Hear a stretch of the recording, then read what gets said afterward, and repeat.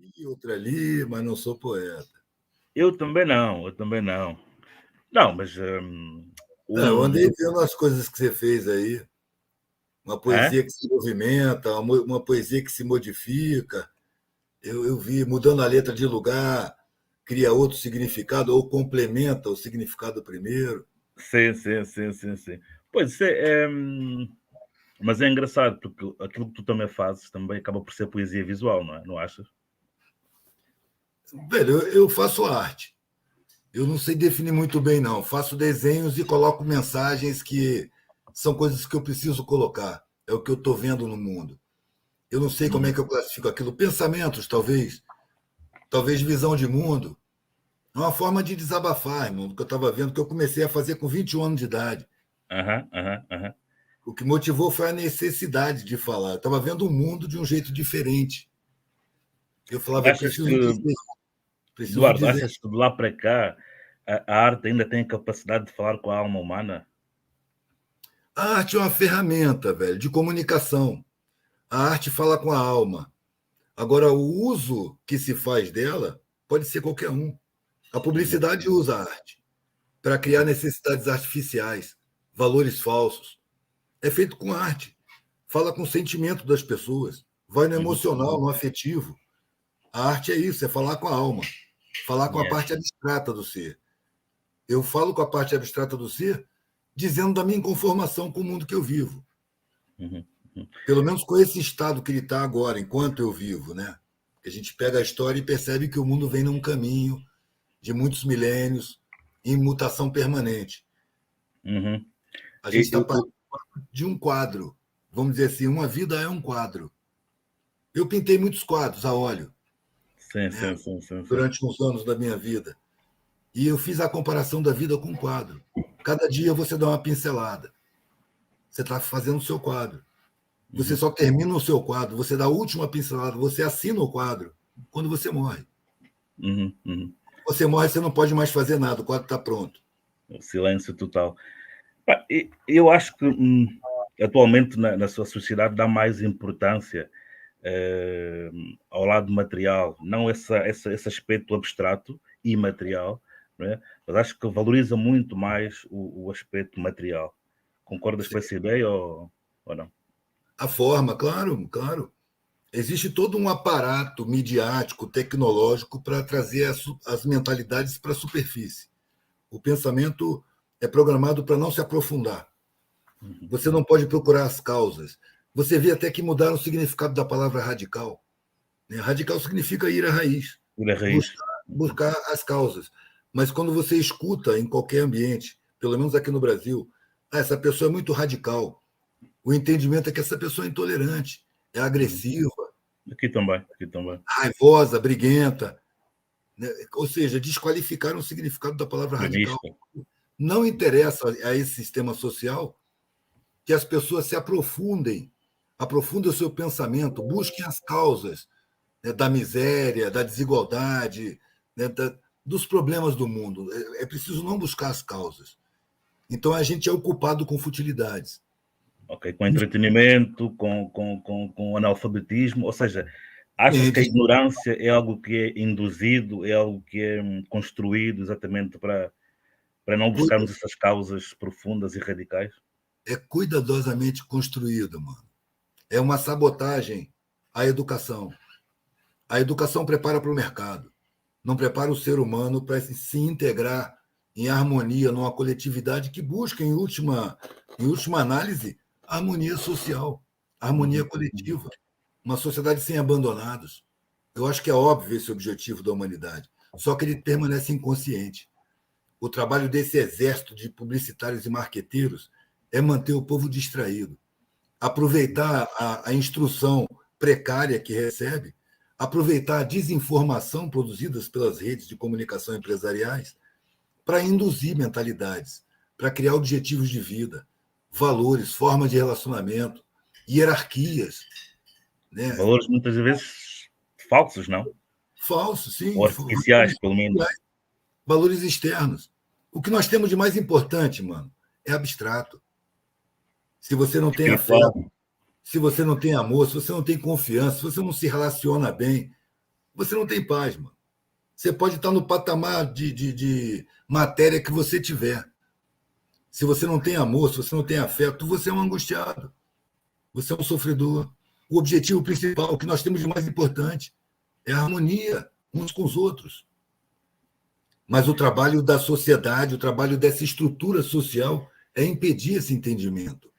E É fomentar plantar. talvez Você tem o que você merece. É preciso competir. O teu irmão é teu adversário. Quem chegar primeiro na comida, come. Quem não chegar, fica com fome. Entendeu? Então, essa mentalidade ela é criada. A gente tem muito mais paz quando vive em solidariedade. É visível, é perceptível. Quando a gente vive bem com os vizinhos, troca, se respeita, troca afeto, se auxilia mutuamente nas dificuldades, a gente vive muito mais em paz. Mas isso não dá lucro, mano. Exato. Rapaz, eu não tenho muito encanto assim. Eu não acho que a arte é uma coisa melhor do que qualquer outra profissão. É uma profissão como outra qualquer, que tem características próprias. Então, quando eu estava expondo na rua, vinha alguém e falava: Nossa, a arte purifica, a arte ilumina. Eu dizia: Não, qual arte? Depende da arte, depende do artista. Os artistas são um coletivo. Tem gente mau caráter, gente bom caráter, gente bem intencionada, gente com preocupações sociais, gente com preocupações egoístas. Né? O que a gente percebe é que a arte é uma área muito profunda na sociedade. Então, esse sistema de dominação de um punhado de poder de ricos sobre a sociedade não descuida da área da arte. Ela pega a área da arte e coopta, compra a consciência dos artistas, enriquece, cria fama e diz: isso aí é arte.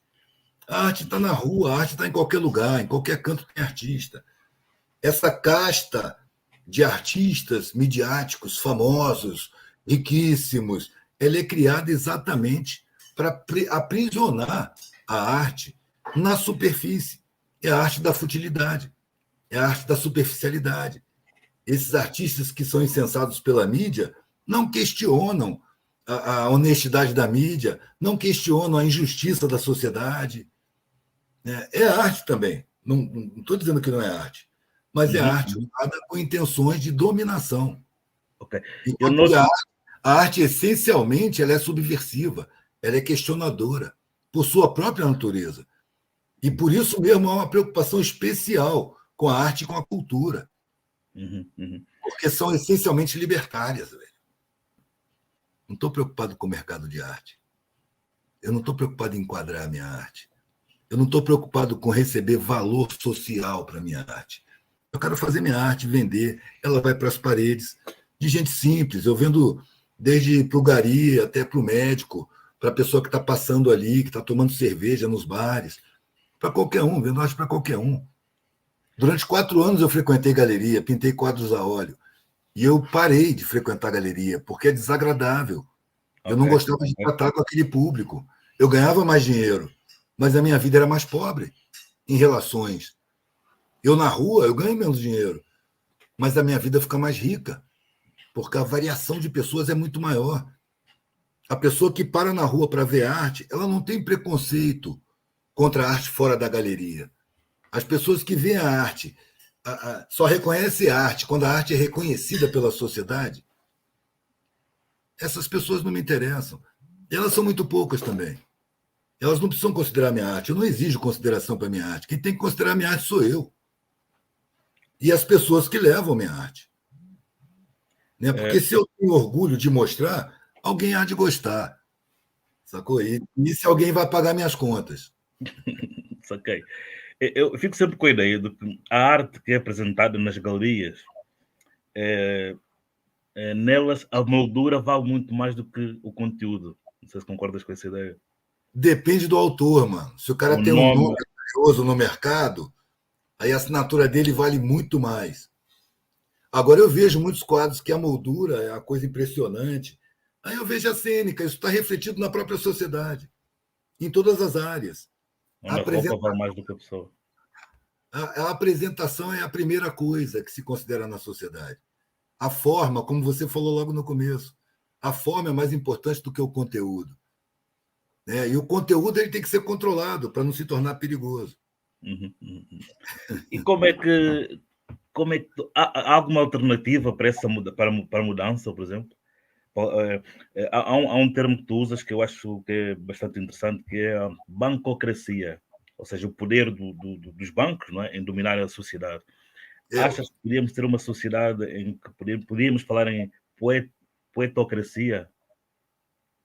Ou seja, em, uma sociedade mais humana, mais empática? eu Será acho que nós possível? caminhamos para isso. Né? Nós estamos caminhando para isso. Estamos chegando no ponto de descobrir que estamos numa bancocracia, porque a maioria das pessoas não sabe. A maioria das pessoas não percebe. E o trabalho amando dos bancos, que é feito pela mídia, é manter as pessoas assim, na Uhum, superfície, sem entender o que acontece. Mas nós estamos aí trabalhando, tem muitas exceções, tem muitos focos de contra-informação, tem muita gente inconformada esclarecendo, ainda exceções à regra. Mas há 40 e poucos anos atrás, eu dizia: somos exceções raríssimas, falando o que vemos da sociedade. Mas temos um poder de contaminação enorme. Em breve seremos exceções numerosas. uhum, Depois disso, passaremos à minoria. E quando chegarmos à minoria, acabou, mudou o mundo, acabou o domínio. uhum, Porque uhum, o prazer em viver, a satisfação com o seu trabalho, com a sua vida, o desapego, são comportamentos contaminantes, porque eles trazem visivelmente paz de espírito para a gente, trazem calma, tiram uma angústia que a sociedade impõe a gente.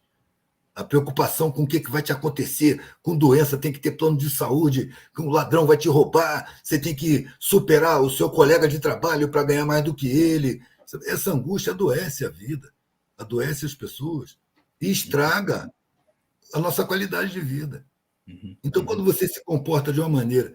Eu via isso no tempo dos hippies, eu cheguei a pegar o tempo dos hippies, né? E eu via que os caras não tinham nada, mas emanavam uma serenidade, uma paz. Tranquilidade, sim, sim, E eu sim. falava: eu quero ser assim. Eu quero ter essa paz. E vi que o cara tinha aquela paz toda sem ter muita coisa. Ele só tinha o que ele podia carregar e mais nada. Uhum, uhum, E uhum. durante 2 anos eu vivi assim. Tudo que eu tinha estava na minha mochila. A família tinha rompido relações. Eu já estava me sentindo família com o mundo inteiro. Apontava o nariz e ia. Não tinha casa para morar, dormia em qualquer lugar, casa abandonada, construção, debaixo de marquise. Me É, acordava, seguia. Eu nunca tive tanta sensação de liberdade, isso tanta faz paz de lembrar espírito. desculpa, Eduardo, faz lembrar uma metáfora que tu tens sobre o pássaro na gaiola, não é? E que ele tem Sim. água, tem água, tem segurança, tem tudo, mas falta a liberdade. Está dentro Várias da gaiola. qualidades de alpiste, várias. Tem um veterinário para cuidar da sua saúde, Uhum, tem um uhum, faxineiro que limpa a gaiola todo dia. As grades te protegem do gato, te protegem do gavião, te protegem dos predadores. Aqui você está seguro, você vai ter uma vida confortável. Só tem uma coisa: não pode voar. não pode Tem voar. que ficar dentro da gaiola. Uhum, E a gente nasce para voar. Né? Quanto menos coisas a gente tem, mano, mais paz a gente consegue. mais paz de espírito. É, O que é. acontece, velho, é que se planta um medo muito grande de você não ter nada. Me diziam quando eu larguei a faculdade, peguei minha mochila, falei: vou procurar um sentido para a vida. E estava realmente caindo na mendicância. O que vinha de gente falar comigo: cara, mas se você for preso, se você quebrar uma perna. Eu dizia: olha, se eu quebrar uma perna, eu vou pensar nisso. Eu não vou pensar nisso estando com a minha perna inteira, senão eu não vou andar estando com a perna inteira. Quando os problemas se apresentarem, eu vou pensar neles. As pessoas te colocam medo para te bloquear a caminhada, Uhum. porque tem um efeito medo, tem um efeito a discriminação social. Desde criança, velho, eu aprendi que comentar sobre pobreza e injustiça incomoda as pessoas que não são pobres. Me incomoda muito os que são pobres também. Você questionar por que isso existe. O Estado não tem obrigação de garantir alimentação para cada cidadão, não é uma obrigação constitucional. Se não cumpre, o Estado é um criminoso, está agindo criminosamente contra a sua população. Uhum, E, por uhum, outro lado, matar a fome das pessoas custa muito pouco. Diante do contexto das finanças mundiais, matar a fome de todo mundo no planeta custa muito pouco em termos de grana. Então a fome é mantida estrategicamente para se manter um domínio mental, um domínio espiritual, um domínio material, político, social, sobre tudo e todo mundo. E aí a gente vê punhados de podres de rico de lugares diferentes, usando estratégias para dominar os seus lugares. E às vezes eles entram em atrito entre si. E aí vem as guerras. Que a mídia trata de fabricar de tal maneira que a gente não percebe que é só domínio, poder e dinheiro entre gente podre de rica. Enquanto somos nós que fazemos até as balas, até os canhões, somos nós que fazemos os castelos, as estradas, tudo, tudo, são os pobres que fazem, sem consciência de que estão sendo dominados por uma gente perversa, que se utiliza, que mantém e ataca qualquer iniciativa de busca de justiça social. Entendeu? Porque eu quero ver a atitude de um cara desse que bota a riqueza dele a serviço coletivo. Não estou falando de distribuir dinheiro, não, mas botar o dinheiro a serviço coletivo, que abre mão de privilégios excessivos. Sabe? Aí sim eu quero ver. Será que existe? Eu já falei com várias pessoas de classes até menores, mas universitários que querem esclarecer a população. Cara, é preciso se sentir igual. É preciso você respeitar as pessoas como igual. É preciso você ter isso no seu sentimento. Porque benevolência também é arrogância. A arrogância não é só agressiva e destrutiva, não. A arrogância é você chegar na pessoa que foi roubada nos seus direitos, que passou fome a vida inteira, que talvez não tenha dentes na boca, e sentir benevolência. Ela, não, eu vou cuidar de você. Sabe? E não se sentir constrangido com você mesmo e com a sua sociedade. De saber que aquela pessoa é uma pessoa igual a você, que foi completamente roubada nos seus direitos. E por isso se encontra naquela condição. Ela tinha o direito de estar como você está. Então você não é superior a ela. Você não é mais refinado do que ela. Você usufruiu de privilégios injustos, roubados da grande maioria. Essa consciência, mano, ela é mais difícil de alcançar. Você acha que esses banqueiros dominantes eles iam descuidar da academia? Eles tratam de produzir sentimentos de superioridade, produzir privilégios acadêmicos. A elite do dinheiro, que são esses banqueiros e financistas, ela se escora em várias subelites. Tem a elite agrária, a elite industrial, a elite acadêmica, a elite jornalística dos meios de comunicação, né? A elite jurídica, a elite dos poetas também. São as subelites que sustentam a elite de cima. Sabe? É piramidal, como toda a sociedade. Sabe? Então, a elite acadêmica ela é uma fabricação estratégica para criar distância entre o conhecimento e a população. A linguagem acadêmica é como uma cerca de arame farpado para impedir o conhecimento de escapar para a massa da população, que precisa ser mantida na ignorância. Precisa ser mantida na desinformação. E a academia vai produzir aqueles que vão tomar conta, que vão comandar, que vão supervisionar, que vão direcionar, vão ser os chefes dos roubados nos seus direitos, até humanos. E é exatamente isso. É fácil entender por que a esquerda não consegue se comunicar com a massa. Eu tenho visto algumas pessoas com um pouco mais de luzes da dita esquerda, eu não gosto muito de usar essa palavra, não, mas eu uso porque já está no... Está convencionado, está... Mas algumas pessoas com um pouco mais de luzes estão falando esse governo precisa se apoiar na massa, precisa de apoio da massa, precisa se comunicar com a população. Tá, eu acho ótima essa percepção que as esquerdas dificilmente têm, porque eles querem recrutar, arrebanhar e comandar, tutelar a massa. Se faz o que eu digo porque eu sei, porque eu estudei. É um condicionamento, por isso que não funciona. Não funciona. É preciso servir a população de conhecimentos, dos conhecimentos que são direito, e contar com a sabedoria que ela desenvolve na superação de dificuldades que os acadêmicos não encaram. superam dificuldades, sobrevivem criando uma sabedoria que a academia não ensina. Uhum. O acadêmico, se ele tiver um problema muito sério, pode crer que ele vai chamar os empregados para resolver. Tem sempre a mão de obra. Então, essa gente tem sabedoria muito além do saber para fazer uso coletivo desse conhecimento. Porque na academia você faz uso individual praticamente, ou de pequenos grupos. É o seu patrimônio pessoal dentro da academia, é o seu valor, é o seu saber. Você não tem por que distribuir. Você tem que acumular mais e mais para ter mais e mais valor. Esse é o conceito. Esses são os valores acadêmicos. E aí isso impede a gente de perceber que, na verdade, quem tem acesso ao conhecimento tem a obrigação moral, espiritual, de levar esse conhecimento para todo mundo. Para todo mundo. E deixar esse todo mundo resolver o que fazer. Parar com esse condicionamento de conduzir as massas. Vamos tratar de informar, de instruir, de passar as instruções, que é direito delas. Criar acessos, pressionar governos para abrir espaços de ensino para todos os níveis. Cada penitenciária tem que ser uma escola.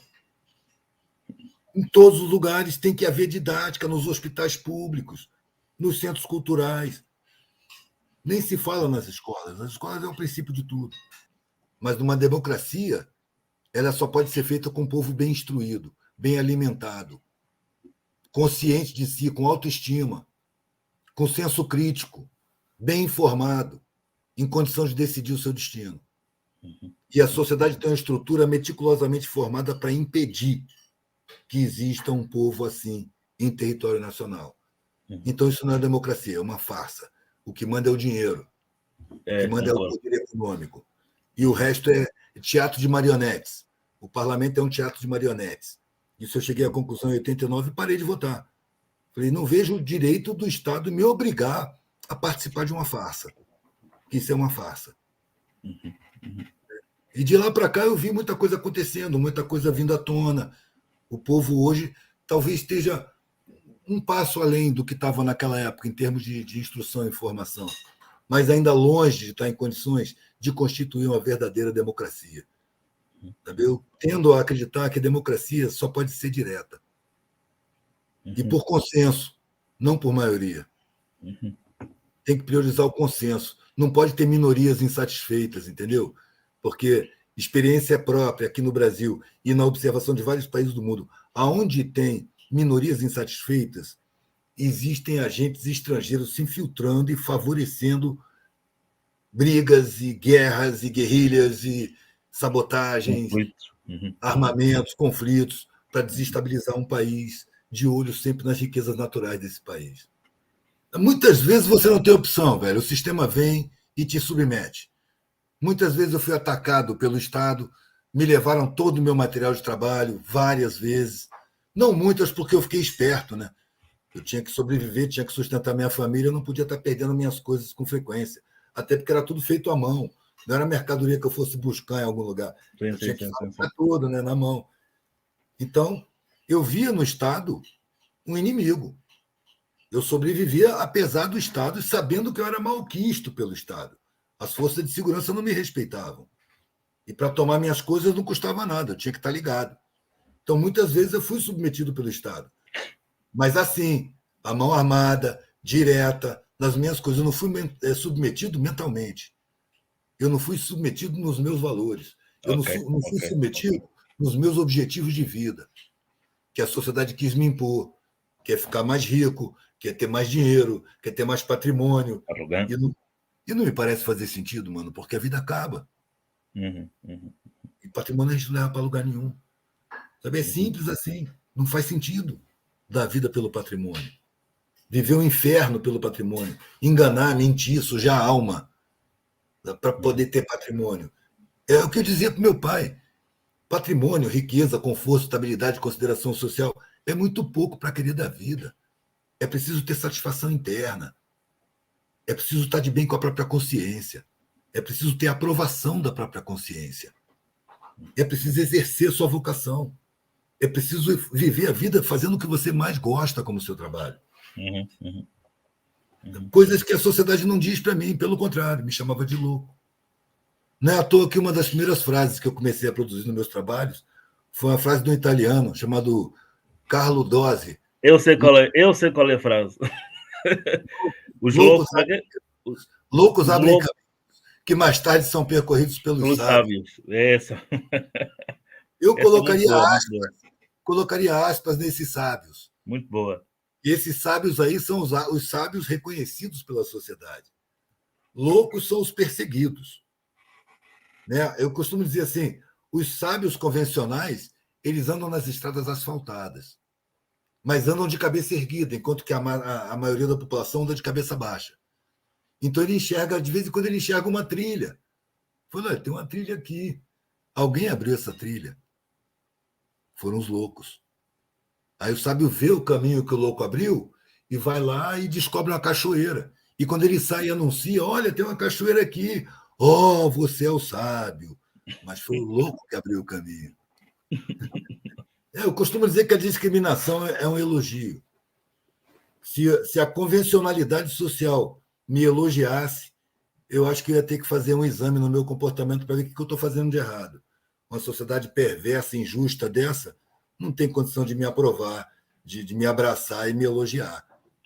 Porque eu vou estar sempre denunciando. Vou estar sempre denunciando.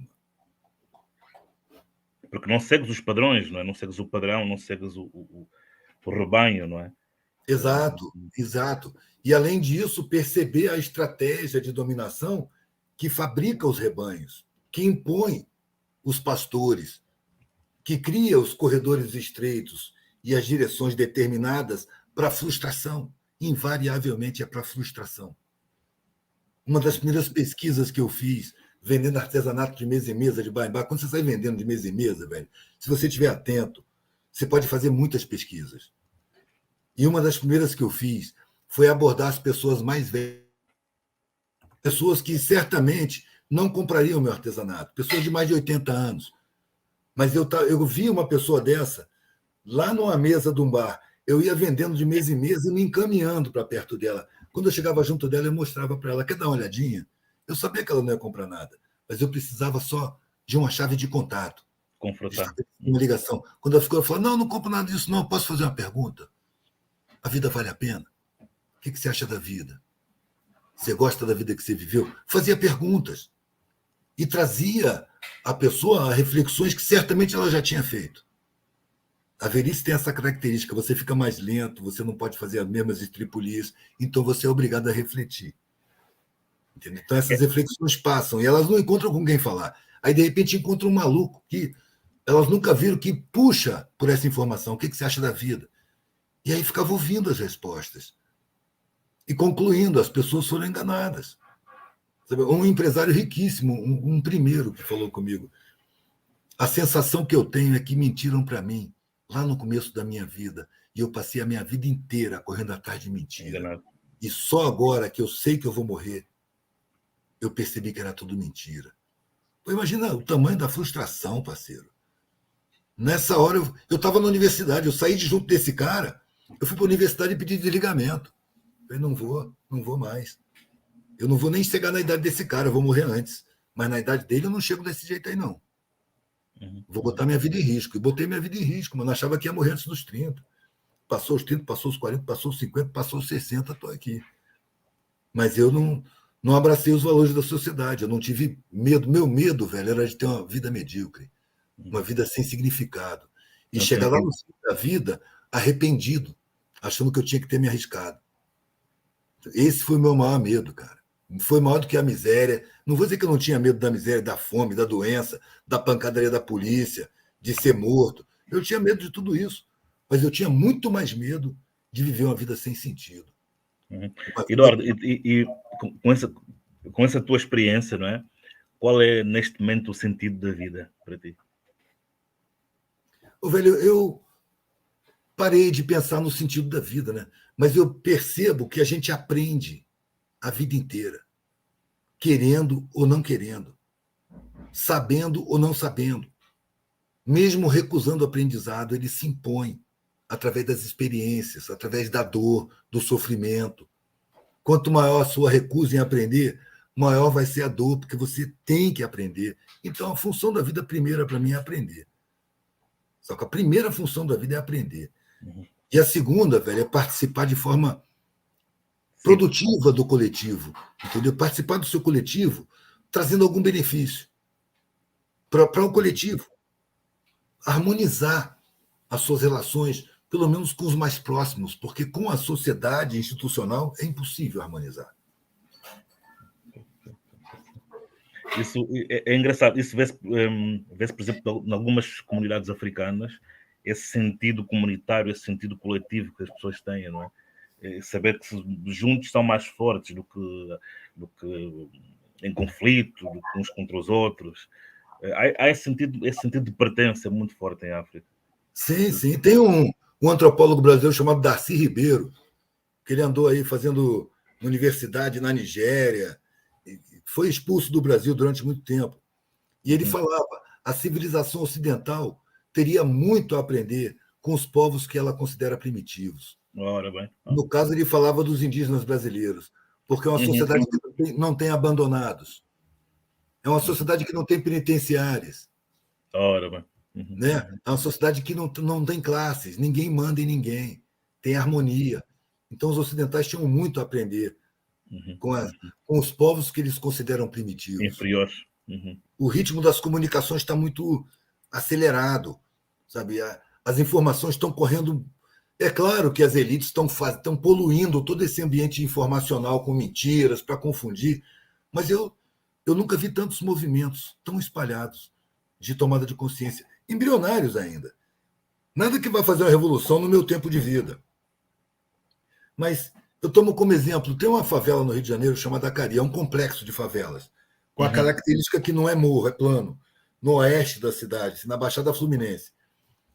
E eu ajudei a construir, a decorar um comitê cultural lá, que eles chamavam Comitê Cultural Revolucionário. E eu fiquei amigo da rapaziada e ia sempre lá. Eu morava no leste da cidade e ia para lá de bicicleta. 1h30 de bicicleta eu chegava lá. E participava de alguns eventos. Um dia eu cheguei lá, mano, e o centro cultural deles estava cheio de gente, mas os operadores, que eram artistas, rappers, grafiteiros, pintores, que eram coisa de uns 20 que cuidavam do comitê cultural. Tinha só um, calado, sentado na mesa, enquanto as pessoas estavam ali vendo revista, trocando ideias, jogando ping-pong, ouvindo música, era um centro cultural. E ele calado. Quando eu entrei pela porta, ele olhou para mim e falou: Edu, que legal que você chegou, meu irmão, senta aqui, cara, porra, os papos que eu fico escutando aqui, todo mundo muito teleguiado, todo mundo pensa como a mídia, é muita alienação, a favela é muito alienada, cara, como é que a gente faz para mudar esse negócio? Eu falei, velho, 10 anos atrás, eu entrava nas favelas, nas que eu morei, inclusive, eu não encontrava ninguém reclamando de alienação, cara. Hoje eu entro em qualquer favela aqui e sempre tem um grupinho reclamando de alienação. Um grupinho fazendo cultura, um grupinho fazendo teatro, é na Maré, é no Alemão, tudo quanto é lugar, em tudo quanto é favela. Tem um grupinho cultural fazendo contatos. Antes não tinha. O processo está caminhando. Mas ele não é como a gente quer. Eu, por mim, o mundo amanheceria justo amanhã, sem um faminto, sem um desabrigado. Ele tem o seu próprio ritmo, não é? Mas eu não posso ser ingênuo.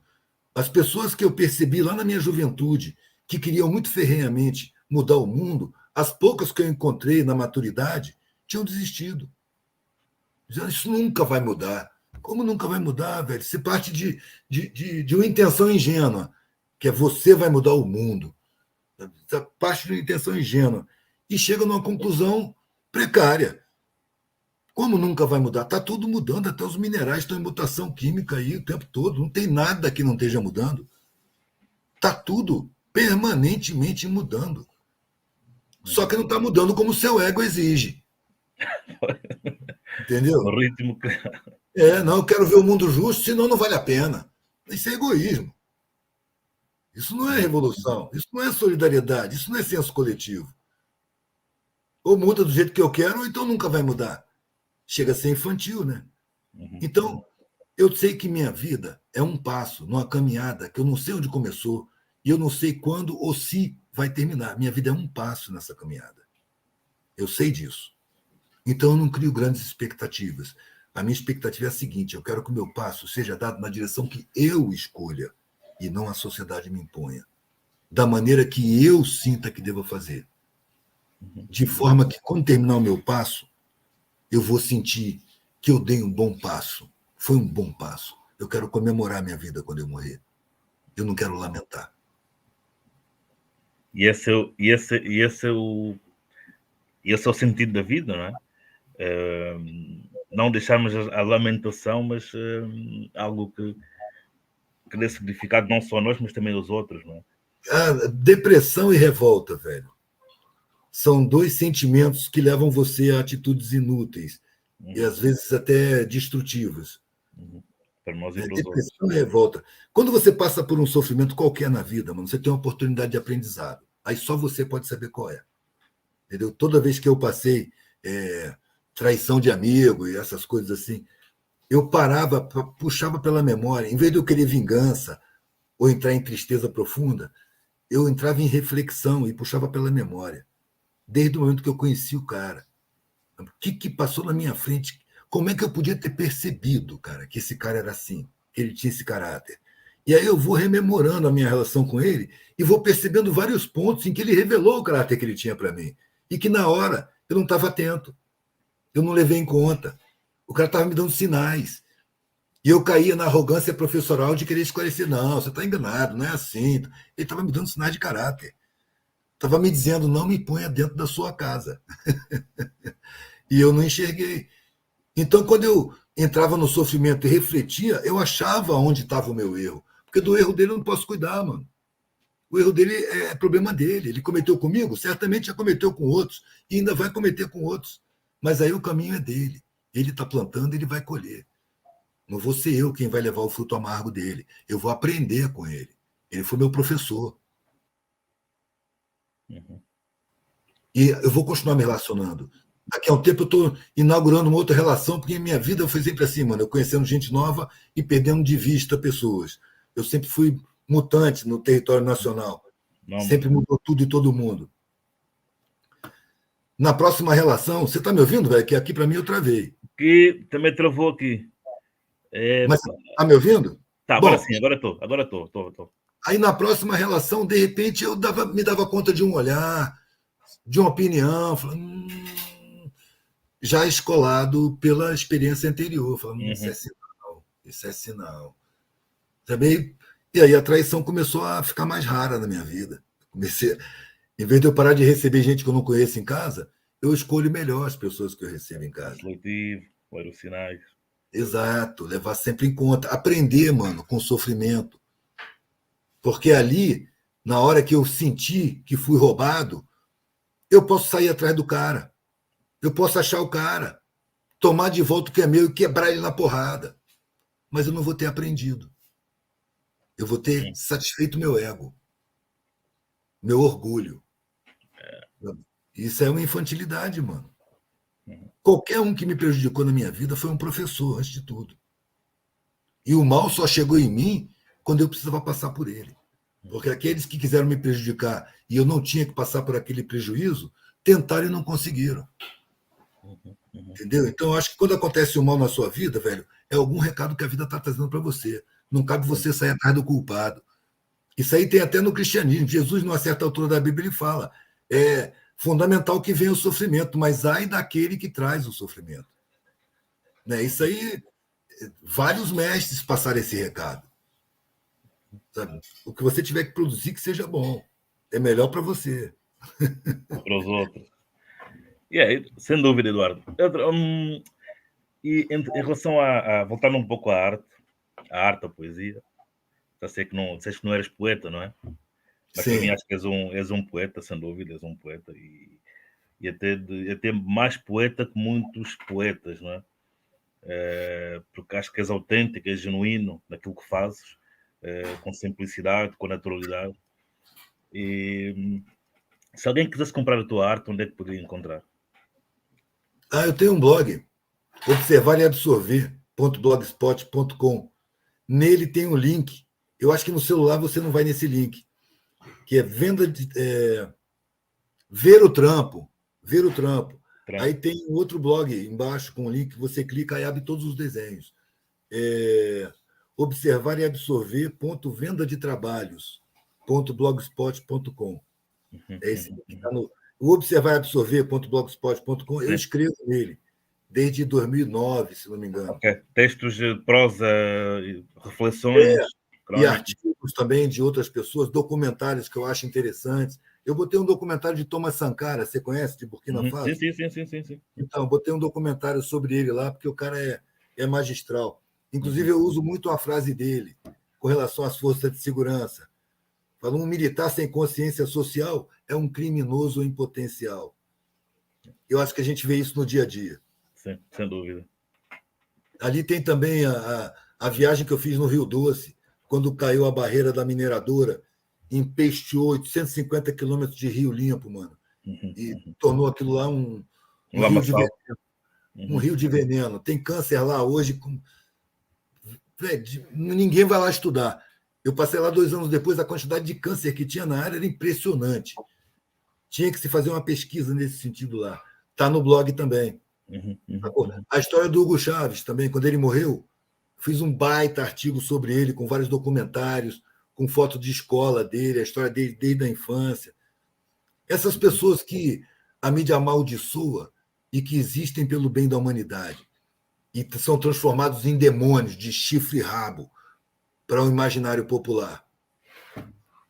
Mas são pessoas admiráveis, como Fidel Castro, por exemplo. Né? Eu acredito que no futuro Cuba vai ser vista, vai ser estudada pelos historiadores como um farol na escuridão dos nossos tempos. Tanto pela sociedade que conseguiu manter ali, apesar de todos os ataques, quanto pela solidariedade internacional com Angola, Moçambique, os países africanos, que eles mandavam guerrilheiros, mandaram professores, sobretudo professores e médicos. Né? Eu acho exemplar. E é natural a difamação. Muita gente, você vai falar de Cuba, você vê a fisionomia se encher de ódio. Pessoas comuns ouvem falar de Cuba e têm ódio. Por quê? Foi um ódio construído artificialmente dentro delas, aproveitando a desinstrução e a desinformação. E essa desinformação é o controle empresarial das informações. Se abrir mais mídias populares, vai ser possível se contrapor a essa mídia do dinheiro, essa mídia de elite, essa mídia que joga sempre a favor dos ricos e contra os pobres, mas com muita sedução. Com muita sedução. São profissionais de alto nível, tanto na atuação como no jornalismo, como na psicologia do inconsciente, na antropologia, da sociologia. É o que eu digo, mano, é o mercado de consciências. Os caras são muito bons na profissão deles, eles se deixam convencer de que são feras, são superiores, merecem aquela fortuna que eles ganham para induzir o povo ao que quer que seja, em nome do poder do mundo, que é do dinheiro mesmo. São pessoas desumanizadas pela fortuna, para manter o mundo como é, para manter a perversidade no mundo.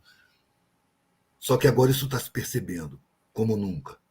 E eu acho que é o caminho, é cada vez mais luzes acendendo sobre essa realidade. Se você olha para a massa da população, nem parece. Mas se você trabalha nesse sentido, você percebe que tem muita gente trabalhando nesse sentido espalhado por aí. É só funcionar através das gerações, velho. Tratar, sobretudo, com os mais novos e perceber que entre os mais novos, os adolescentes, os jovens, as crianças, estão vindo pessoas diferentes, que não se comportam como as crianças do meu tempo, do seu tempo. Contra a consciência, contra... Com outras questões, que não aceitam a coisa tão facilmente. Sabe, no meu tempo, o que meu pai dizia era lei. Eu não tinha nada que contestar, aquela era a verdade. Senão... Não, opa, tumba! Hoje não. Hoje você vê a mãe fazer o vídeo da criança que está se recusando a comer carne. É verdade. A criança nem sabe falar direito. Fala, não, mãe, os bichos, eu não quero comer os bichos. De onde veio isso? A mãe come carne. A mãe põe carne no prato dela e ela simplesmente se recusa. Eu acho que são reforços que estão chegando para esse período de transição que o planeta está passando. Todas essas dificuldades que a África sofre, porque o mundo, velho, é como as pessoas. A maioria das sociedades é altamente racista. A África não é à toa que é o continente que sofre mais dificuldades, que é mais violentado, que é mais desprezado. Só 11% da população africana recebeu a vacina de Covid, mano. Eu acho que pelas dificuldades que tem, é daí que vai brotar os maiores exemplos de resistência e superação. É aí que vai surgir a maior capacidade de superação. Daí que vão sair os direcionamentos de comportamento para o mundo se tornar mais coletivo, mais humano, no processo de tomada de consciência de que nós somos uma família planetária e que a gente precisa se harmonizar para poder começar a contactar outras famílias planetárias, que evidentemente existem por aí, por esse espaço imenso, cheio de sóis. Cada estrelinha dessa é um sol. A maioria com muito mais planetas do que o nosso Sol aqui. Né? É de se supor que é tudo habitado, mano. Mas a gente precisa chegar numa harmonia interna para entrar em contato com as outras civilizações. Tem um camarada aqui que a gente estava relatando como se fosse verdade. E pode até ser, mas que um amigo dele conversa com extraterrestres e tal. E estava conversando com um desses, que é orelhudo, com pescocinho fininho, sabe essas figurinhas que a gente vê desenhada por aí? E tentando convencer o cara a aparecer para o público em geral. Não, você tem que aparecer para as pessoas saberem que os outros planetas são habitados e tal. Aí o cara dá uma risadinha, o extraterrestre, dá uma risadinha, fala, cara, você tá louco, você não sabe o que tá falando, cara. Vocês ainda se discriminam pelo tom da cor da pele. Okay. Se eu aparecer, velho, você não imagina o que vão fazer comigo. Eu não posso aparecer ainda não. Vocês vão ter que evoluir mais um pouquinho. Depois a gente conversa. Não, mas é engraçado, não, enfim, é curioso. Há uma espécie de racismo económico. Eu não sei, parece que o tom da pele, essas qualidades externas que nós temos, parece que perante o poder económico que o indivíduo tem, parece que ficam esbatidos. Não é? Sim. Vem um negro pobre, aí sim é capaz de sofrer racismo com força, estás a ver? Se vem um mesmo negro, mas com poder económico, um estatuto diferente, parece que esse racismo fica esbatido, não é? Parece que diminui, aparentemente. Mas também é fácil, porque são poucos, né? São muito poucos. Queria ver se fossem muitos, se ia ser a mesma coisa. Sabe? São elites que servem elites, são elites locais nos países africanos que servem às elites do dinheiro. Foi o que eu falei, velho. As elites do dinheiro estão acima de tudo. E elas se alicerçam em outras elites. Okay. Cada país tem sua elite dominante, uma minoriazinha que é enriquecida para atrair seu povo. E entregar as riquezas ao saque internacional, para os grandes banqueiros, para os grandes magnatas. Por enquanto, euro-estadunidense. Eu espero que não passem a ser chineses e russos na sequência. A gente está apostando nesse lado, né? Eles estão vindo e parecem ser, se não melhores, menos ruins do que os anglo-saxônicos que acabaram parindo os estadunidenses, né? A ideologia é muito parecida, por isso que eles são unidos. Eu contaminei o mais que eu pude a vida inteira, viu? Eu tenho milhares de brochinhos e peças e brincos e tal, com coisas escritas, né? Abaixo as fronteiras, por tão poucos terem tanto, é que tantos têm tão pouco, né? Informado pela mídia, desinformado é. São sementes de reflexão. E a arte tem esse poder, não é? A arte tem esse poder, não é? Sim, sim. E no sentido, quanto maior é a tua visibilidade, maior é a tua responsabilidade social também, não é tu isso? Sim, acho que sim. passas isso muito através da tua arte. Isso aí foi a última coisa que me chegou, velho. Porque eu não me sinto pessoalmente nada importante, eu me sinto a mesma coisa que eu sempre fui. Criou-se uma visão sobre mim, porque minha cara aparece demais. Porque tem vários canais aí que pegam cortes meus e ganham dinheiro com isso. E eu falo coisas que são evidentes. São evidentes, mas as pessoas estão tão entorpecidas pelo massacre informacional, midiático, publicitário, que elas veem e não acreditam no que estão vendo. Aí, quando vê eu falando, para. E se choca. Caraca, é isso mesmo. Porque sabe, mano. A maioria sabe, mas tem medo de tomar conhecimento e botar em prática. Porque, como dizia o Gandhi, é uma frase que eu usava do Gandhi: saber e não fazer ainda não é saber. Boa, boa, boa, boa, Então, boa. muita gente sabe, mas não faz. Por medo, por pressão, porque vai perder isso, vai perder aquilo, vai ser mal visto, vai ser discriminado. E aí se submete e segue no caminho da frustração. Eu não julgo ninguém, mano, mas eu vejo que o cara está no caminho da frustração. Lá na frente, ele vai ter vergonha de si mesmo como um covarde. Seria melhor ter se arriscado. Porque no final das contas vai morrer, mano, de qualquer jeito. Daqui ninguém sai vivo. Vamos tratar de viver do jeito que a gente quer e não do jeito que a gente é pressionado. Se a gente é pressionado e cobram da gente certas posturas, é óbvio que elas não são boas para nós, porque senão nós as adotaríamos espontaneamente. Mas na adolescência a gente reluta. Por que, que o adolescente tem o estigma de problemático? É porque ele está passando pelo processo de enquadramento, ele está na intersecção entre a infância intuitiva e a maturidade racional. E o que apresentam para ele como sociedade, ele recusa. Não, não quero isso. E os mais velhos ficam, você não tem opção. Você não tem opção. Você pode escolher entre essas aqui, ó, mas é dentro dessas, senão você vai estar mal, você vai passar fome, você vai ser abandonado, você vai ser discriminado, você vai ser perseguido. As ameaças. As ameaças. Medo. Para que o medo te paralise. Para que o medo ajude você a ser enquadrado numa sociedade injusta, perversa, desumana e mentirosa. E isso começa logo na raiz, não é? Começa logo desde cedo, desde a infância. Não? Uhum. No útero materno, velho. Se a mãe vê novela e assiste aos jornais da televisão, já está poluindo a própria criança lá dentro dela.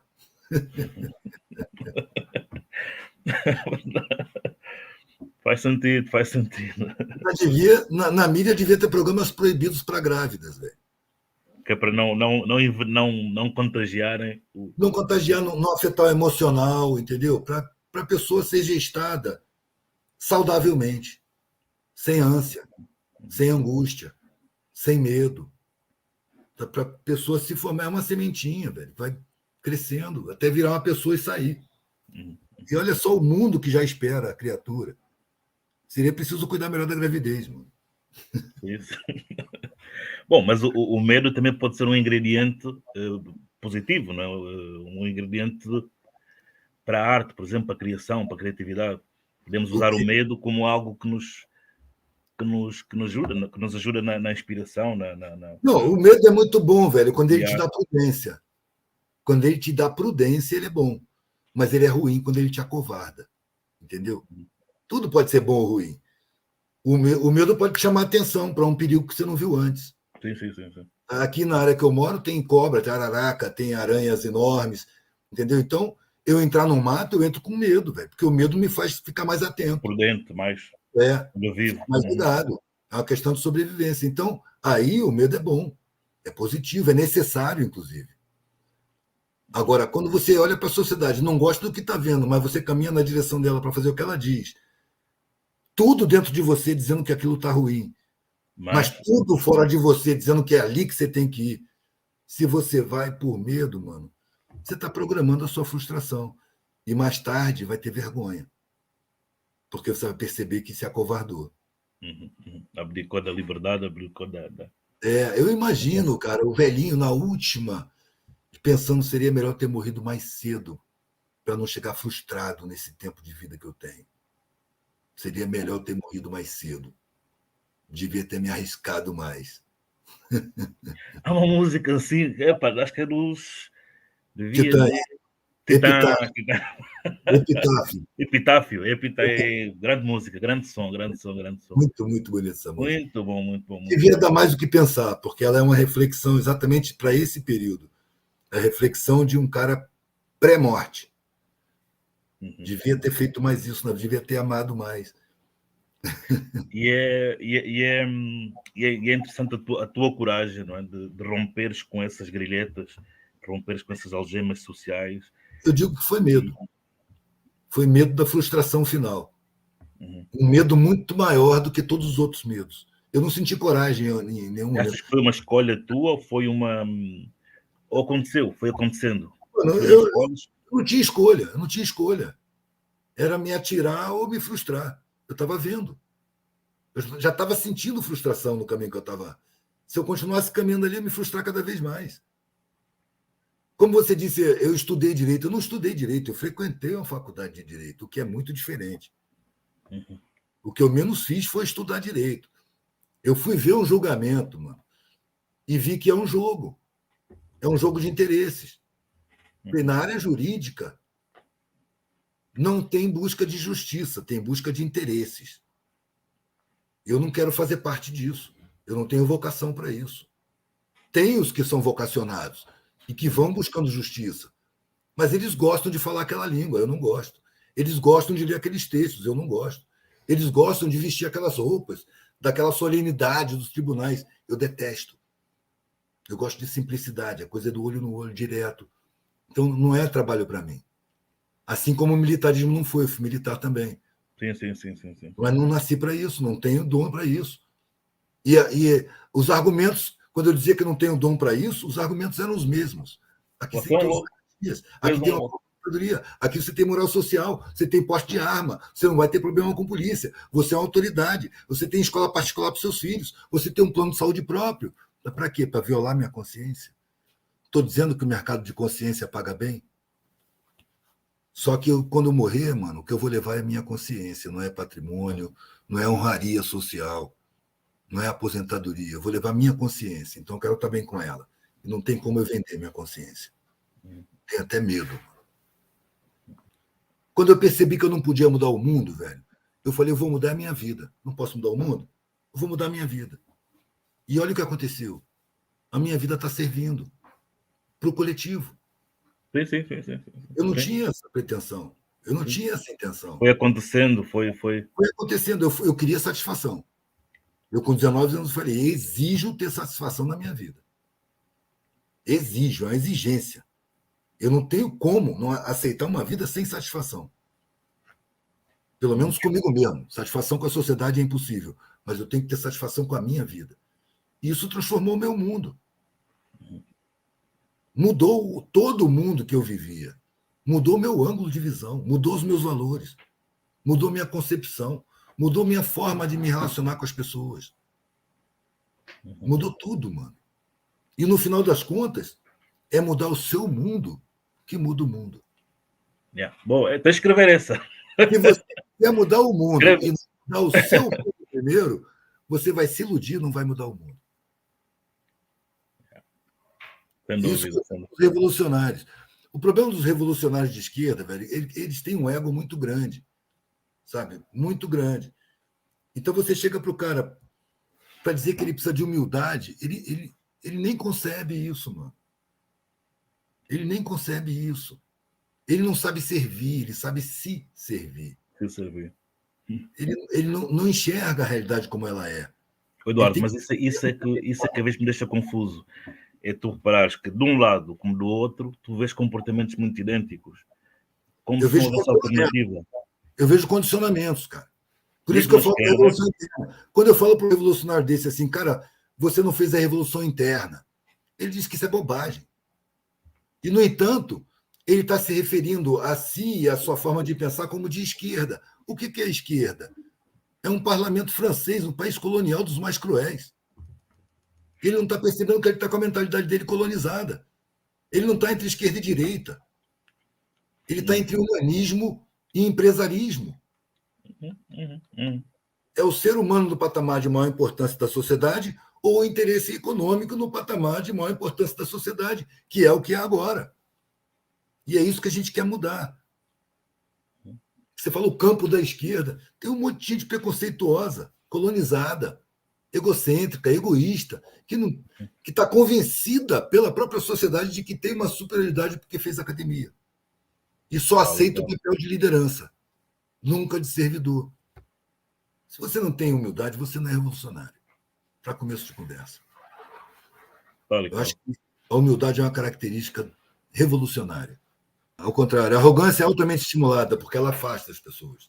Então, a estratégia é alimentar a vaidade, a arrogância, o egoísmo. A mídia faz isso, a publicidade faz isso, o marketing faz isso, o massacre da comunicação faz isso, a internet faz isso.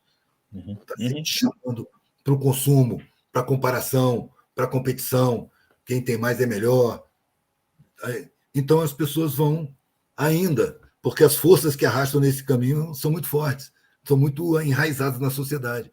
Só que elas passavam invisíveis, e agora já tem um monte de gente denunciando, um monte de luzes acendendo. E a gente só tem que seguir acendendo luzes, mano. A partir das nossas próprias, a gente vai acendendo luzes pelo caminho da sociedade. Onde a gente vai passando, vai acendendo luzes. Pessoas vão acendendo luzes, porque é o tipo da luz que contamina. Você chega com o seu farol aceso, encosta em alguém, olham juntos para o mesmo lugar, a pessoa acende as luzes também. E ela vai para o canto dela e você vai para o seu, e cada um vai iluminando o seu caminho, e encostando em outros que vão também acendendo suas luzes. Esse é o trabalho. A gente não pode querer muito mais do que isso, não. Muito bom. Deixa-me cá ver a última questão, uma questão difícil para ti. Vai me embolar aí, rapaz. Não. Olha, fala-se muito no fim da arte, não é? Acreditas nisso? Que algum dia a arte terá fim? Faz sentido? Uma vez que já se fala nisso há tantos anos, não é? E a arte não acabou até hoje, acho que nem vai acabar. O que A achas disso? sensibilidade vai ter fim, mano? A sensibilidade vai ter fim? Olha lá para os pré-históricos, para os caras das cavernas. Você não acha que até hoje a sensibilidade está num caminho de desenvolvimento e apuração? A arte é sensibilidade pura, a arte é comunicação, a arte é sentimento. A arte é alma, velho. É abstrato, é visão, é pensamento, é desejo, é valor. A arte é tudo que é abstrato junto. A arte é alma. Sim. Não tem como. A arte Não, mas como falamos muito da inteligência artificial... O que você acha que tem por trás dos robôs, mano? Quem é que liga e desliga os robôs? Não é gente? Então é Sem gente. dúvida. Sem dúvida.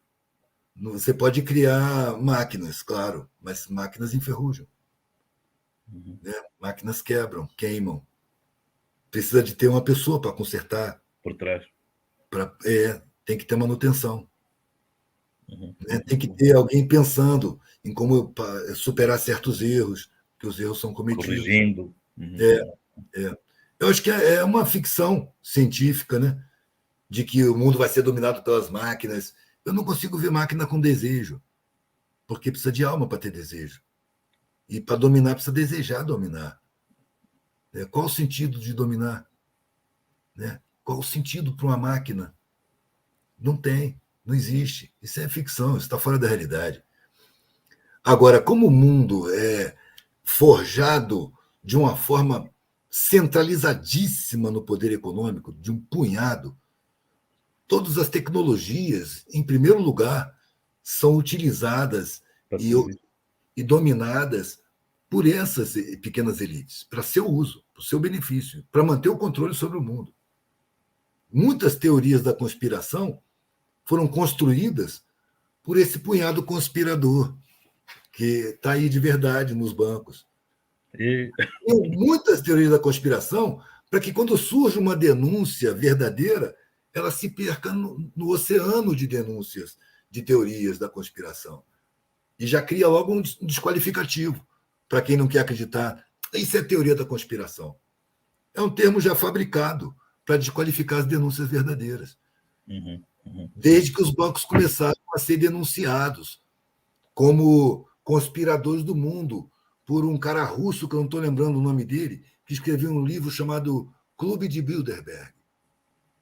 Foi a primeira vez que foi descoberta a reunião dos grandes banqueiros mundiais. Foi num hotel nos Alpes Suíços, num lugar chamado Bilderberg. Hotel de Bilderberg. Eu não sei se é uma cidade, não sei se é um sobrenome. Então foi o primeiro encontro. Todo ano eles se encontram em alguns lugares. Agora eles estão fazendo um encontro cênico, porque foram descobertos, né? Eles fazem um encontro de Davos. Mas os bastidores é que tem as reuniões verdadeiras. Sabe? Aí reúnem os donos da mídia, os empresários das armas, né? Os governantes dos países mais poderosos, mais cheios de armas atômicas, né? Para compor aonde vai estourar as novas guerras. Né? É um grupo de conspiradores mesmo, que está vindo à tona, que está aparecendo. E que eu evito focalizar muito nisso, para não estimular a revolta contra. Sim. Ok. Não é preciso se revoltar contra eles, basta parar de se comportar como eles nos Como condicionam. eles. Ok. Basta descartar os valores que a sociedade nos injeta desde Impinge. crianças. Ok. Sabe? A índole competitiva. Sabe? O Gandhi cantava essa pedra, velho, na década de 30. Não é preciso destruir o opressor, basta parar de colaborar com ele. Uhum. Aí você tem que explicar para a pessoa como é que você colabora. Você pega um revolucionário de esquerda.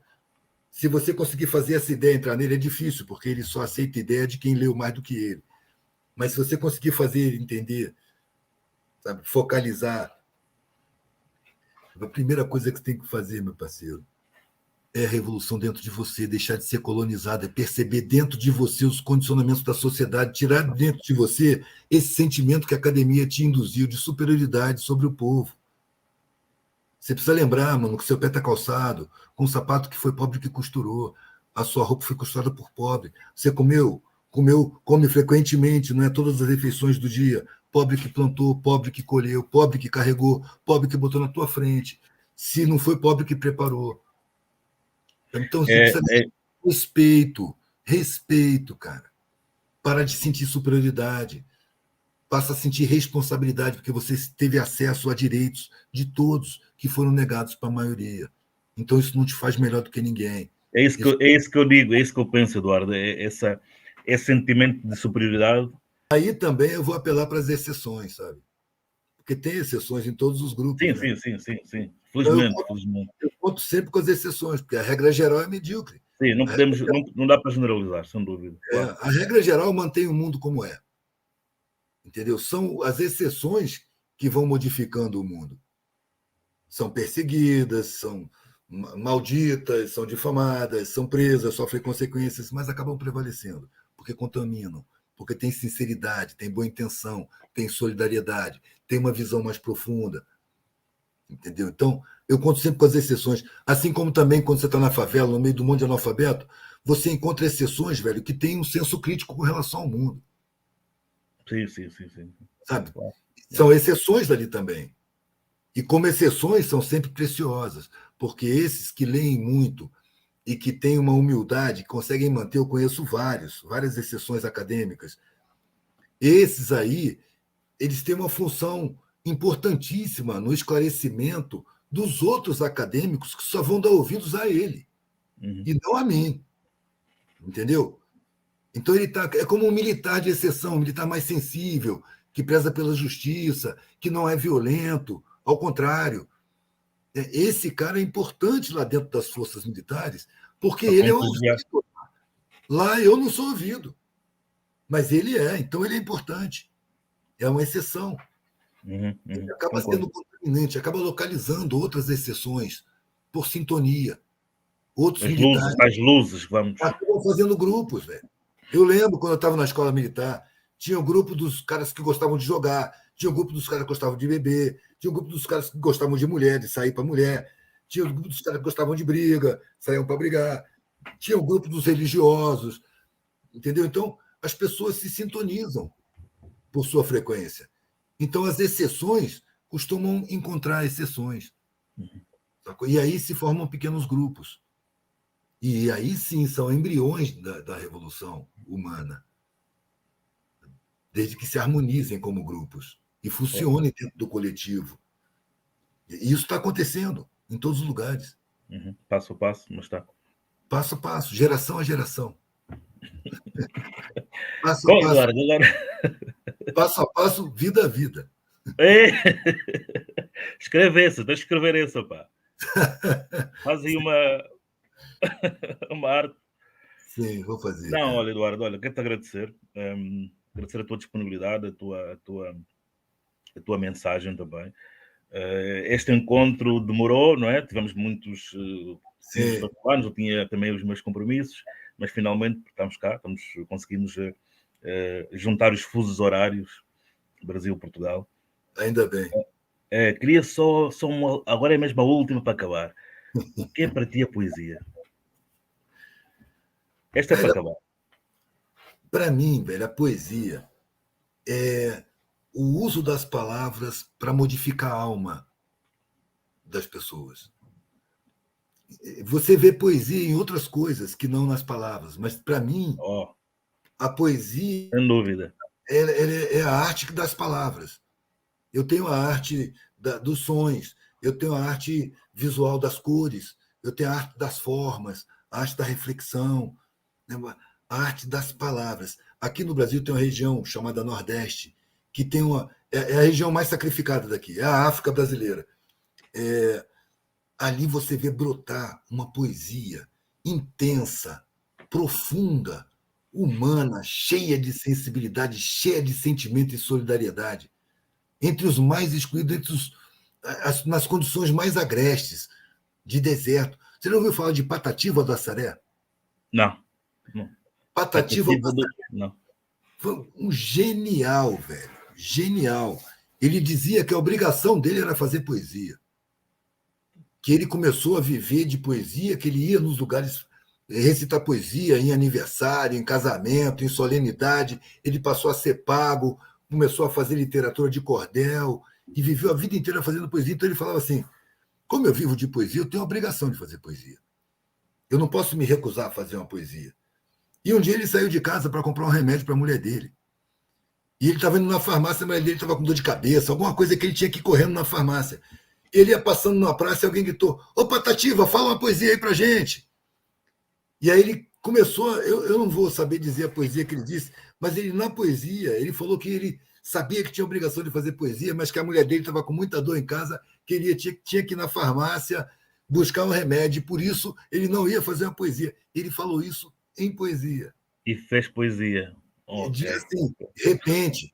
O Nordeste tem muito tipo da poesia que é o repente. O cara inventa na hora. Inclusive, nós aqui chamamos... Também temos, como é que se chama aqui? É o improviso, no fundo é o improviso. Há muito no hip-hop. Improviso, sim. Então, quando eu vejo os poetas do Nordeste, velho, eu falo, eu não tenho direito de dizer que eu sou poeta. Eu, para fazer uma poesia, eu fico ali elaborando, trocando sílaba, medindo as palavras, encontrando significados, mas para dizer o que eu quero, entendeu? Eu acho que tem uma função. Eu não quero só deleitar, entendeu? E eu não quero só estar me expandindo, não. Eu quero causar alguma coisa. Instruir. Causar uma reflexão, trazer um assunto, tocar um ponto em que as pessoas não tocam muito, mas que é importante, trazer uma visão sobre algum acontecimento. Eu quero que tenha alguma utilidade. Entendeu? Eu não quero alimentar minha vaidade. Eu acho que a gente tem que ter muito cuidado com a vaidade. A vaidade bloqueia as nossas capacidades de compreensão, sabe, de aceitação, de tolerância. E é importante a gente ter essas coisas, mano, para poder enxergar coisas que, de repente, à primeira vista, a gente não vê. Se você reage com arrogância, você não vai ter outra oportunidade. Mas se você mantém a humildade, você não gosta, mas respeita, considera, daqui a pouco você está entendendo o porquê. Daqui a pouco você está percebendo as causas, vendo raízes naquilo ali que, de primeira mão, você não gostou. Mas você conteve o seu impulso. Isso é uma coisa que a arrogância dificulta. Parte para cima, entendeu? E acaba atropelando os fatos e perdendo aprendizados, perdendo produtividade, velho, em sentimento, em compreensão, em harmonia. Sim, senhora, agora sim. Tá bem. Eu acho que a África precisa ser mais vista, mano. Sacou? Porque são coisas que a civilização perdeu no seu desenvolvimento. Tem essa é a oportunidade de resgatar muito da humanidade que foi perdido no processo da industrialização e da concentração de riqueza. Sem dúvida. São esses povos aí. É isso, irmão. Isso aqui não acaba, não. Senão não acaba. Toda. Tá bom, Eduardo. Numa outra a gente conversa de novo, mano. Numa outra a gente conversa de novo. Tá, sim. Tranquilo. Obrigadão, Eduardo. Massa, velho. Obrigado a você. Um grande abraço, velho. Fica bem.